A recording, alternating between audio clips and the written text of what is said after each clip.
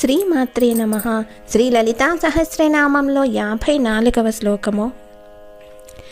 మహారూపా మహాపూజ్య మహాపాతకనాశిని మహామాయా మహాసత్వా మహాశక్తిర్మహారతి.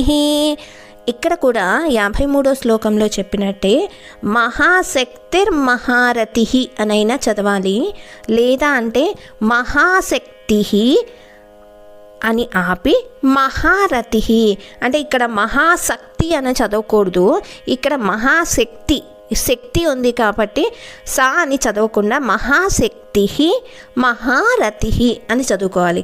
ఒకవేళ కలిపి చదవాలి అని అంటే మహాశక్తిర్మహారతి అని చదువుకోవాల్సి ఉంటుంది. జాగ్రత్తగా గమనించుకోండి. శ్రీమాత్రే నమః. శివాయ గురవే నమః. లోకా సమస్తా సుఖినో భవంతు.